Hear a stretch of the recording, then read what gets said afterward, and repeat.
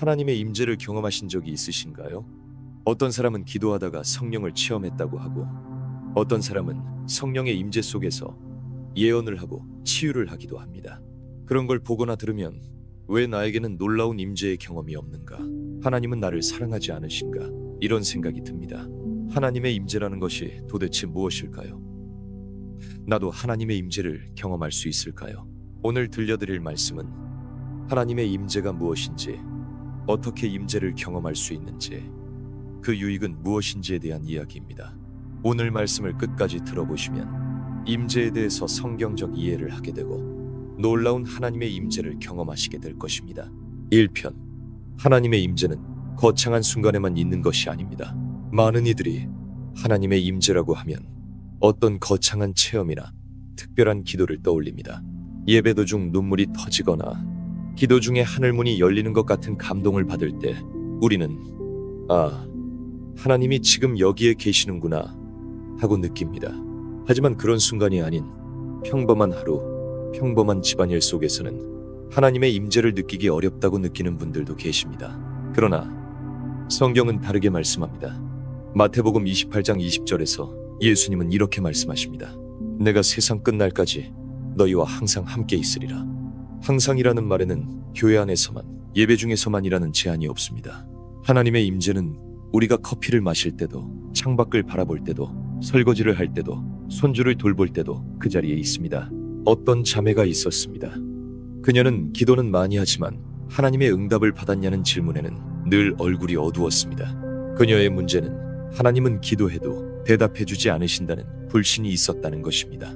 그러나 하나님은 요청하기만 하면 응답하신다는 믿음을 갖기로 했고, 집에서 설거지를 하면서 하나님께 불안한 마음을 다스려달라고 요청했습니다. 물론 믿음을 가지고 말이죠. 그러자 그 순간 기다렸다는 듯이 성령님께서 마음을 바꾸시는 것을 느꼈고, 딸아, 두려워 말라. 내가 너와 함께함이니라 라는 마음의 소리를 들었다고 합니다. 이처럼 특별하지 않은 순간에도 하나님은 조용히, 그리고 분명히 우리 곁에 계십니다. 그러니 우리가 그분의 임재를 느끼지 못하는 것이지 하나님께서 멀리 계신 것이 아닙니다. 성경 속에서 하나님은 광야에서도 임재하셨고 감옥 속에서도 임재하셨습니다. 다윗이 양을 치던 들판에도 임재하셨고 엘리야가 혼자 동굴에 숨어 있을 때도 찾아오셨습니다. 그렇다면 오늘 우리의 부엌, 우리의 거실, 심지어 병원 침대 위에서도 임재하실 수 있지 않겠습니까? 며칠 전 나는 뜨거운 물로 설거지를 하다가 문득 눈물이 났습니다.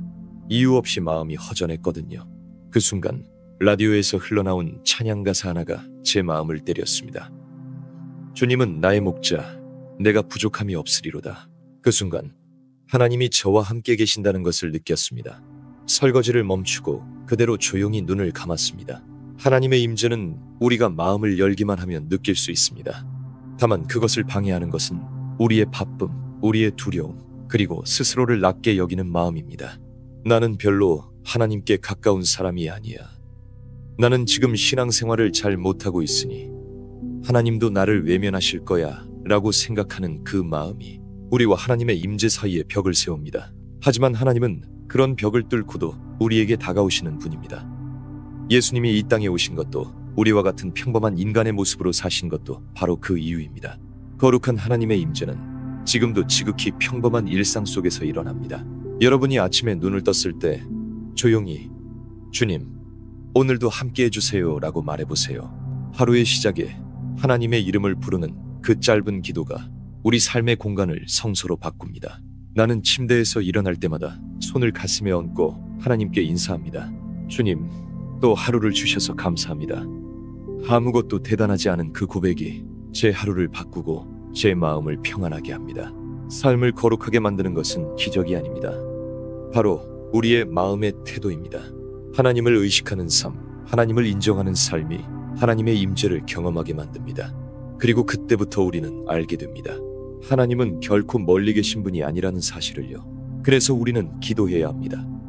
거창한 말로가 아니라 오늘 내가 해야 할 작은 일들 속에서도 하나님을 느낄 수 있게 해달라고요. 그분이 계시는 줄 모른 채 지나치지 않게 해달라고요. 오늘 하루도 하나님은 우리와 함께 계시며 우리를 바라보고 계십니다. 2편, 평범한 순간을 성수로 바꾸는 작은 습관들. 하나님의 임재를 경험하는 삶은 특별한 사람만이 누리는 특권이 아닙니다. 오히려 작은 습관 하나, 평범한 하루 속에 하나님을 모시는 태도가 그분의 임재를 더 깊이 느끼게 합니다. 문제는 우리가 너무 바빠서 혹은 너무 익숙해져서 하나님의 임재를 느끼는 법을 잊어버렸다는 것입니다. 그러니 오늘은 평범한 일상 속에서 하나님의 임재를 실제로 경험할 수 있도록 돕는 몇 가지 습관을 나눠보려 합니다. 첫 번째는 하루의 작은 시작을 하나님과 함께 여는 것입니다. 아침에 눈을 떴을 때, 아직 이불 속에 있을 때 아무런 준비 없이 그저 조용히 이렇게 말해보세요. 하나님, 오늘도 저와 함께 해주세요. 이 단 한마디가 하루 전체의 분위기를 바꿉니다. 이것은 종교적인 문장이 아니라 관계의 고백입니다. 하나님을 떠올리는 그 순간 우리는 이미 그분의 임재 안에 들어가 있는 것입니다. 나는 아침마다 침대 옆에 작은 포스트잇을 하나 붙여놓고 있어요. 거기엔 하나님, 오늘도 나와 함께 해주세요 라고 적혀 있어요. 눈 뜨면 그 글씨를 읽고 잠시 눈을 감고 하나님을 떠올립니다. 그렇게 하루가 시작되면 이상하게 마음이 덜 분주해지고 덜 불안해져요. 두 번째 습관은 작은 멈춤입니다. 우리는 하루 종일 많은 것을 합니다. 집안일을 하고 사람들을 만나고 걱정을 하기도 합니다.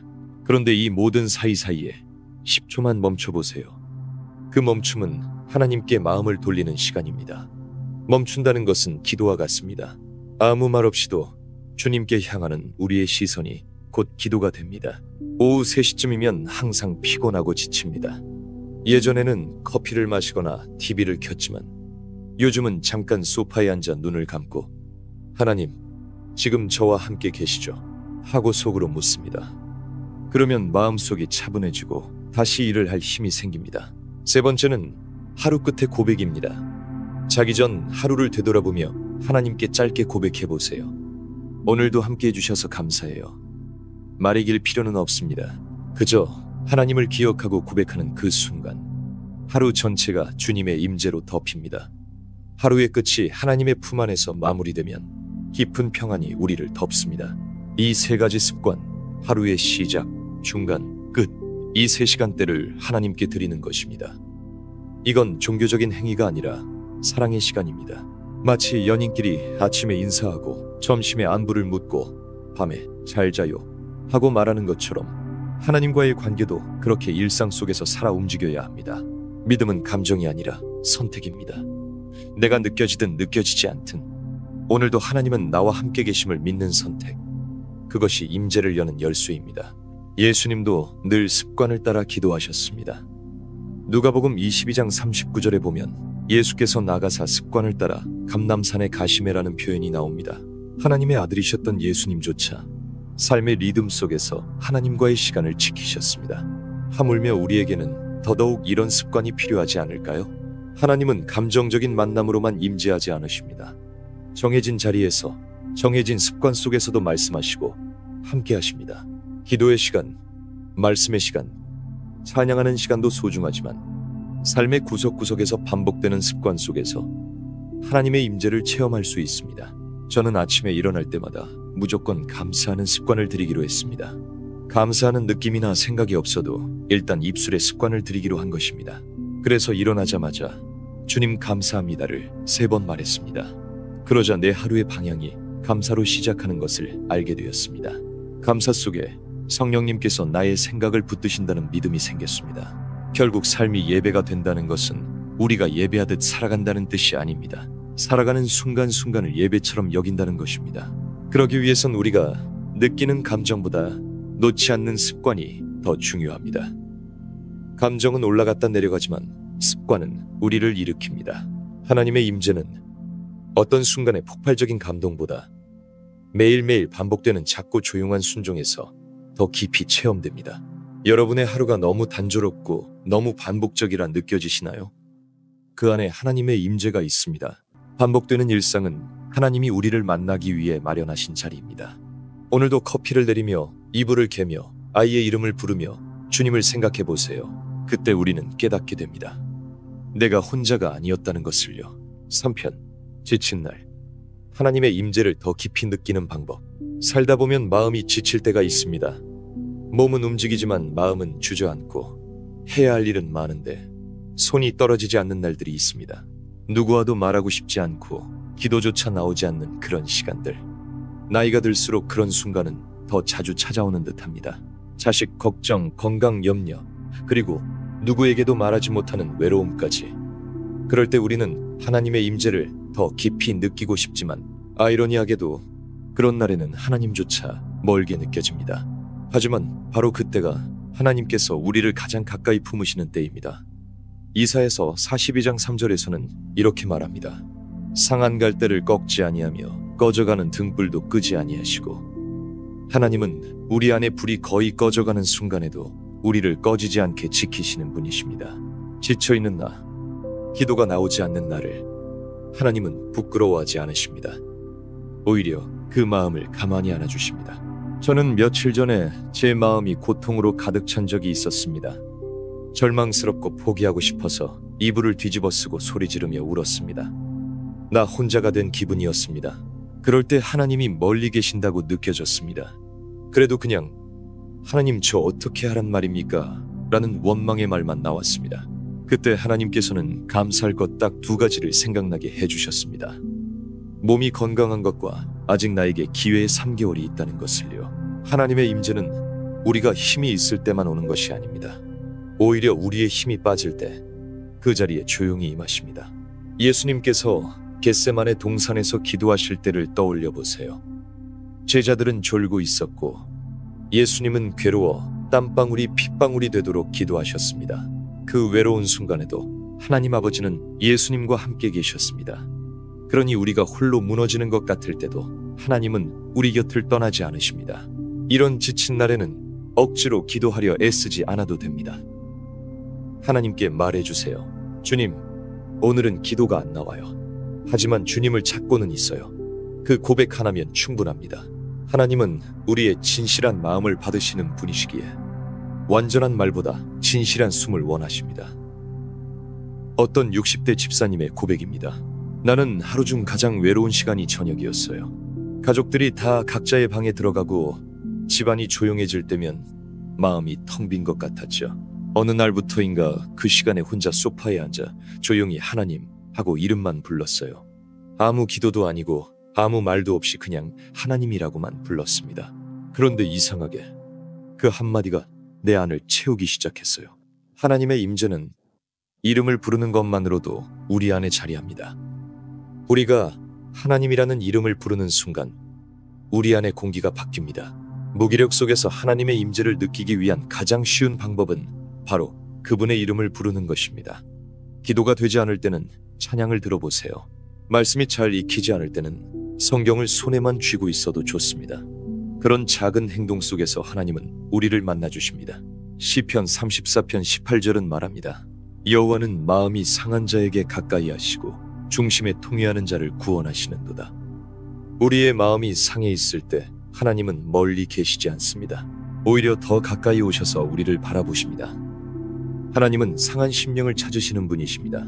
그러니 오늘 여러분이 지쳐 있다면 그 자체가 하나님과 만날 수 있는 기회입니다. 어떤 형제님의 간증입니다. 나는 며칠 전부터 잠을 잘 못 잤어요. 생각이 많아서 밤에 눈을 감아도 계속 뒤척이기만 했죠. 그러다 새벽 3시에 조용히 일어나 따뜻한 차를 마시며 불 꺼진 거실에 앉아 있었어요. 그때 갑자기 눈물이 났어요. 아무 이유 없이 그냥 터졌죠. 그런데 그 눈물 속에 따뜻한 평안이 있었습니다. 아무도 없었지만 하나님은 거기 계셨습니다. 지친 날에는 무엇보다 자신을 정죄하지 않는 것이 중요합니다. 내가 믿음이 약해서 이러는 걸까? 하나님께 너무 멀어졌나? 그렇게 자책하지 마세요. 하나님은 그런 우리를 꾸짖지 않으십니다. 오히려 품으십니다. 수고하고 무거운 짐, 진자들아 다 내게로 오라 하신 예수님의 음성은 오늘을 살아가는 우리를 향한 초대입니다. 짐을 내려놓고 그냥 그 앞에 앉기만 해도 됩니다. 그러니 오늘 하루가 무겁게 느껴지신다면 그 무게를 들고 하나님 앞으로 나오세요. 말이 나오지 않아도 괜찮습니다. 눈물만 흘러도 괜찮습니다. 그 자리가 바로 성소가 됩니다. 하나님의 임재는 우리의 완전함을 조건으로 하지 않습니다. 우리의 연약함 속에서 더 선명히 드러납니다. 하나님은 피곤한 영혼에게 쉼을 주시는 분이십니다. 그래서 우리에게 필요한 건 때로는 기도보다도 그분 앞에 그대로 있는 것입니다. 무너진 마음으로 있는 모습 그대로 그분 앞에 앉아있기. 그것이야말로 진짜 예배입니다. 4편. 감사는 하나님의 임재를 여는 열쇠입니다. 사람의 마음은 감사할 때 가장 따뜻해지고 하나님은 그런 마음에 가장 가까이 다가오십니다. 반대로 불평과 낙심은 마음의 문을 닫게 만들고 결국 하나님의 임재조차 멀게 느끼게 합니다. 우리가 하나님과 동행한다고 느끼지 못하는 날, 그것은 하나님의 문제가 아니라 우리 마음의 방향에 문제가 있을 수 있습니다. 불만이 우리 마음을 가득 채우면 하나님의 임재가 있어도 보이지 않습니다. 그러나 감사가 그 자리를 대신하면 그 즉시 임재는 빛을 발합니다. 빌립보서 4장 6절에서 바울은 이렇게 말합니다. 아무것도 염려하지 말고 다만 모든 일에 기도와 간구로 너희 구할 것을 감사함으로 하나님께 아뢰라.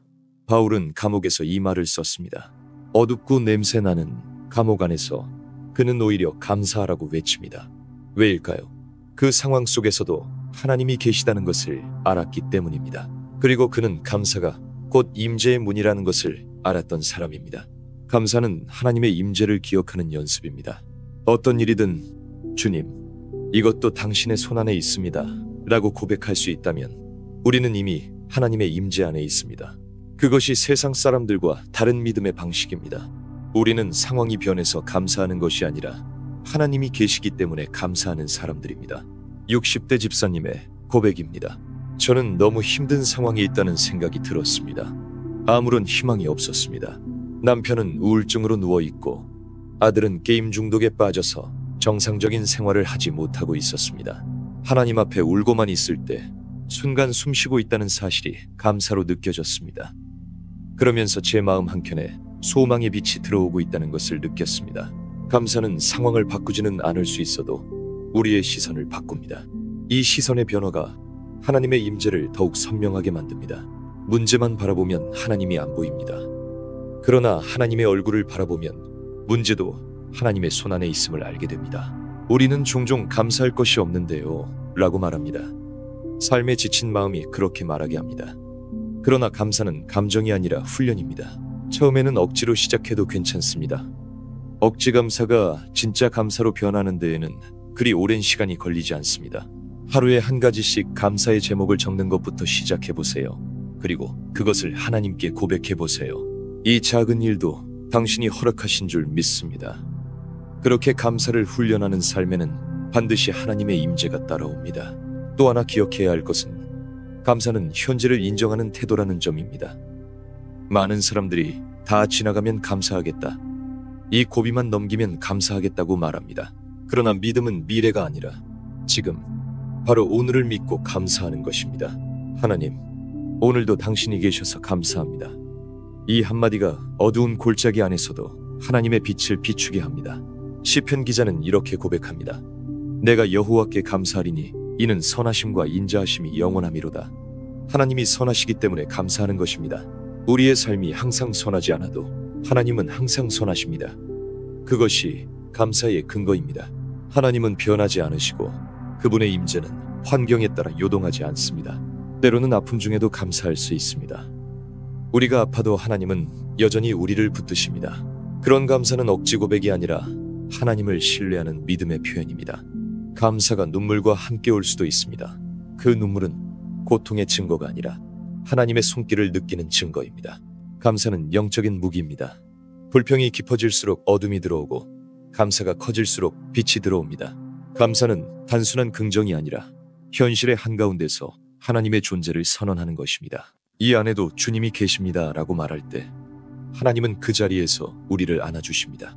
오늘 하루가 힘들어도 작은 감사를 찾아보세요. 그것이 하나님의 임재를 느끼는 출발점이 됩니다. 감사는 내가 노력해서 만드는 감정이 아니라 하나님의 존재를 믿을 때 자연스럽게 피어나는 태도입니다. 우리는 스스로 감사할 수 있는 존재가 아니라 하나님을 기억할 때만 감사할 수 있는 존재입니다. 그러니 감사는 우리의 힘이 아니라 하나님의 은혜입니다. 오늘도 감사할 수 있다면 우리는 이미 하나님의 품 안에 있는 것입니다. 그리고 그 감사는 우리가 어떤 고난을 지나고 있어도 그 고난을 이길 수 있는 힘이 되어줍니다. 하나님은 감사하는 자의 마음에 가까이 계십니다.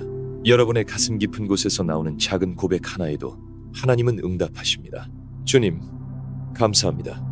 이 한마디가 하나님과의 거리를 한없이 좁히고 우리의 일상을 다시 거룩하게 만듭니다. 5편. 불안한 마음에도 하나님의 임재는 함께합니다. 살아가면서 불안은 마치 그늘처럼 우리 삶에 드리워질 때가 많습니다. 내 힘으로 어찌할 수 없는 상황들, 예측할 수 없는 미래, 이미 지나가버린 일에 대한 후회와 염려가 반복될 때 우리는 마음속에 자꾸만 불안이 자리를 잡는 것을 느낍니다. 그리고 이 불안이 점점 커질수록 하나님께서 정말 나와 함께 하시는지조차 확신할 수 없게 되는 순간이 찾아옵니다. 하지만 성경은 우리에게 한 가지 분명한 진리를 말해줍니다. 바로 불안해도 하나님은 여전히 우리와 함께 하신다는 사실입니다. 우리의 감정이 하나님의 임재를 결정짓지 않습니다. 우리가 느끼지 못해도 그분은 언제나 우리 곁에 계십니다. 요한복음 14장 27절에서 예수님은 제자들에게 이렇게 말씀하셨습니다. 평안을 너희에게 끼치노니 곧 나의 평안을 너희에게 주노라. 내가 주는 평안은 세상이 주는 것과 같지 아니하니라. 너희는 마음에 근심하지도 말고 두려워하지도 말라. 이 말씀은 예수님께서 십자가를 지시기 바로 전날 하신 말씀입니다. 제자들은 곧 자신들의 모든 안전과 확신이 무너질 위기를 앞두고 있었지만 예수님은 그 불안한 마음 위에 하나님의 평안을 심어주셨습니다. 우리의 삶도 마찬가지입니다. 불안한 뉴스가 들려오고 건강이 예전 같지 않고 자녀의 삶도 마음처럼 되지 않을 때 우리는 쉽게 흔들립니다. 그러나 그 흔들리는 마음 속에서도 하나님의 임재는 여전히 살아있습니다. 왜냐하면 그분은 조건 없이 상황과 상관없이 우리와 함께 하시는 분이시기 때문입니다. 30대 한 사모님의 고백입니다. 나는 며칠 전 건강검진을 받았고 결과를 기다리는 동안 온갖 불안한 생각이 머리를 스쳤습니다. 혹시 큰 병이라면 어떡하지? 이제 내가 할 수 있는 일이 없으면 어쩌지? 그날 저녁 성경책을 펴려다 아무 생각 없이 창문을 열었는데 바람이 아주 조용히 불어왔습니다. 그 순간 아주 작은 속삭임처럼 이런 마음이 들었어요. 내가 너와 함께 있다. 눈물이 났습니다. 바람 한 줄기에도 하나님이 계시다는 것을 느꼈습니다. 불안한 마음을 완전히 없애려 애쓰지 마세요. 불안을 없애는 것이 믿음이 아닙니다. 불안 속에서도 하나님을 붙드는 것이 믿음입니다. 우리는 감정을 통제할 수는 없어도 감정 속에서 누구를 바라볼지 선택할 수는 있습니다. 그 선택이 곧 하나님의 임재를 경험하게 하는 열쇠가 됩니다.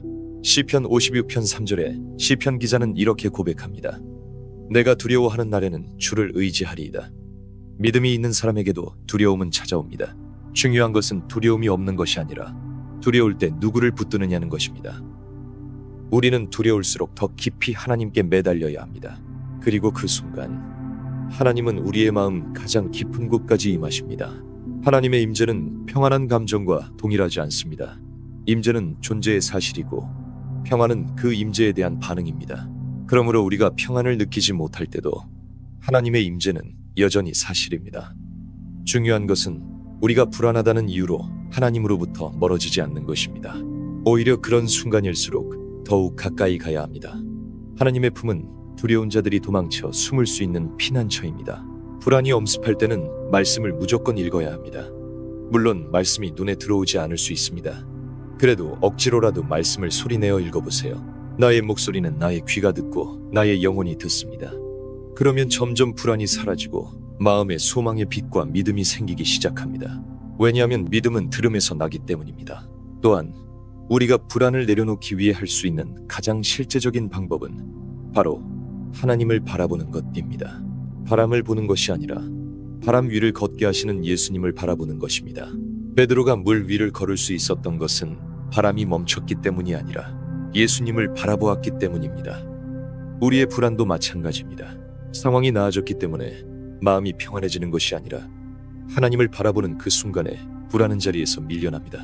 우리는 종종 이 일이 해결되면 하나님이 나와 함께 하시는 걸 믿을 수 있겠어요? 라고 말합니다. 그러나 하나님은 일의 결과로 자신을 증명하지 않으십니다. 오히려 그 일의 한복판에 자신을 나타내십니다. 문제가 해결되지 않아도 내 안에 평안이 임할 수 있는 이유는 하나님이 지금도 함께 하시기 때문입니다. 불안을 없애는 것이 목적이 아닙니다. 불안을 뚫고 하나님을 만나는 것이 목적입니다. 그러기 위해선 불안한 마음을 솔직히 하나님께 들여다보여야 합니다. 숨기지 말고 감추지 말고 그대로 고백해보세요. 하나님, 너무 두렵습니다. 너무 흔들립니다. 하지만 주님이 계신 걸 믿고 싶습니다. 이 고백 하나면 충분합니다. 하나님은 그 고백을 가장 귀하게 여기십니다. 하나님의 임재는 감정의 위로를 넘어 존재의 평안을 줍니다. 그분이 나와 함께 하신다는 믿음 하나만으로도 우리는 다시 견뎌낼 수 있고, 다시 웃을 수 있고, 다시 걸을 수 있습니다. 지금 여러분의 마음에 불안이 있다면 그 불안 속으로 하나님이 들어오시도록 문을 열어보세요. 그분은 여러분의 마음에 가장 먼저 오시는 분이십니다. 6편. 고요한 침묵 속에서도 하나님의 임재는 흐릅니다. 삶에는 말로 설명할 수 없는 고요한 순간들이 있습니다. 누가 보기에 겉으로는 아무 일도 없어 보이지만 마음속은 텅 비고 허전한 그런 시간들, 아무 소리도 들리지 않고 기도도 막히고 하나님의 음성도 멈춘 것 같은 그런 침묵의 계절이 있습니다. 그리고 우리는 종종 그 침묵을 하나님이 나를 떠나셨구나 라는 절망으로 받아들이곤 합니다. 하지만 성경은 침묵의 시간을 버려진 시간이 아니라 깊이 임하시는 하나님의 시간으로 말합니다. 하나님은 침묵 가운데 말씀하시는 분입니다. 말씀이 없다고 존재가 없는 것이 아닙니다. 오히려 그 어떤 말보다 더 깊은 방식으로 하나님은 침묵을 통해 우리를 빚어가십니다. 시편 46편 10절은 이렇게 말합니다. 너희는 가만히 있어 내가 하나님됨을 알지어다. 가만히 있다는 것은 아무것도 하지 않는 상태가 아닙니다. 그것은 내 판단과 내 소리를 멈추고 하나님의 존재를 바라보는 적극적인 행위입니다. 침묵 속에서도 하나님은 분명히 일하고 계십니다. 우리가 듣지 못한다고 해서 하나님이 말씀하지 않으시는 게 아닙니다. 어쩌면 하나님은 우리의 생각이 잠잠해지길 기다리시는지도 모릅니다. 마음이 너무 시끄러우면 그분의 세미한 음성을 들을 수 없습니다. 엘리야가 그랬습니다. 그는 갈멜산에서 불을 내리고 큰 기적을 일으킨 후 광야로 도망쳤습니다. 죽고 싶다고 기도했고 하나님이 정말 계시는지도 의심했습니다. 그러나 하나님은 강한 바람 속에도 지진 속에도 불 속에도 계시지 않았습니다. 오직 세미한 소리로 임하셨습니다. 그 세미한 소리를 듣기 위해선 우리 내면이 조용해져야 합니다. 하나님의 임재는 종종 큰 기적이 아니라 일상의 정적 속에 찾아옵니다. 바쁘게 움직일 때보다 멈추어 있을 때, 말할 때보다 조용히 있을 때, 그리고 바로 그 고요 속에서 하나님은 우리를 더욱 깊이 안으십니다. 어떤 70대 집사님의 고백입니다. 나는 며칠 전 아무 일도 손에 잡히지 않는 하루를 보냈습니다. 이유 없이 마음이 무겁고 기도도 되지 않아 그저 창가에 앉아 가만히 있었습니다. 한참을 그렇게 앉아 있는데 문득 창밖에 나무잎이 흔들리는 모습이 눈에 들어왔습니다. 바람이 아주 조용히 나무를 흔들고 있었죠. 그 순간 이런 생각이 들었습니다. 하나님도 이렇게 조용히 나를 만지고 계시는구나. 눈물이 났습니다. 말씀이 들리지 않아도 하나님은 여전히 제 곁에 계셨다는 것을 그 조용한 흔들림 속에서 느꼈습니다. 하나님은 말씀으로 세상을 창조하셨지만 그 말씀이 임하기 전에는 혼돈과 공허와 흑암이 있었습니다. 우리의 마음에도 그런 혼돈과 공허함이 있을 수 있습니다. 그러나 그것은 곧 하나님의 창조가 시작될 수 있는 자리입니다. 침묵은 종종 새 일을 시작하기 전 하나님이 우리를 잠잠히 이끄시는 시간입니다. 그래서 침묵의 시간을 두려워하지 마세요. 왜 아무런 응답이 없지? 왜 하나님은 아무 말씀이 없으시지? 하는 마음이 들 때 오히려 더 조용히 하나님을 바라보세요. 아무 말도 없는 그 순간 하나님은 이미 우리 안에 깊이 임하고 계십니다. 침묵은 또 다른 응답입니다. 그 응답은 거절의 의미일 수도 있습니다. 그러나 하나님께서 나의 믿음을 보시는 기간이기도 합니다. 하나님의 응답이 없어도 나는 끝까지 하나님을 신뢰하는가를 보여드리는 기회라는 것입니다. 예수님께서 십자가를 지실 때 하나님 아버지는 침묵하셨습니다. 아들이 고통 속에서 외쳤을 때조차 하늘은 조용했습니다. 그러나 그 침묵은 외면이 아니라 하나님의 깊은 계획의 일부였습니다. 십자가 이후 부활의 새벽이 왔습니다. 그러니 우리가 느끼는 침묵도 하나님의 계획 안에 있는 시간임을 믿으시기 바랍니다. 침묵은 사라짐이 아닙니다. 그분은 여전히 그 자리에 계십니다. 다만 우리가 잠잠해져야만 그분의 존재를 느낄 수 있는 때가 있습니다. 그러니 기도하다가 말문이 막히더라도 그냥 그 자리에 머물러 계세요. 침묵 가운데 하나님은 말씀하십니다. 침묵 가운데 하나님은 일하십니다. 침묵 가운데 하나님은 사랑하십니다. 7편. 누군가를 섬길 때 하나님의 임재가 느껴집니다. 하나님의 임재를 경험하고 싶을 때 우리는 종종 혼자 조용히 기도하거나 말씀을 묵상하는 것을 먼저 떠올립니다. 물론 그것은 귀한 방법입니다. 그러나 때로는 우리의 손과 발을 움직여 다른 사람을 섬길 때 생각보다 훨씬 깊고 실제적인 방식으로 하나님의 임재가 우리 삶에 스며들곤 합니다. 섬김은 하나님의 성품을 가장 닮은 행위입니다.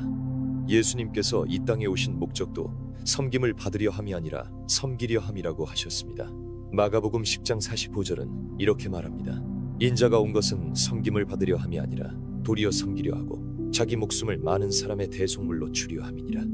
이 말씀을 통해 우리는 섬김이 단지 누군가를 돕는 행동 이상의 의미를 갖는다는 것을 알 수 있습니다. 그것은 곧 하나님의 임재가 머무는 자리입니다.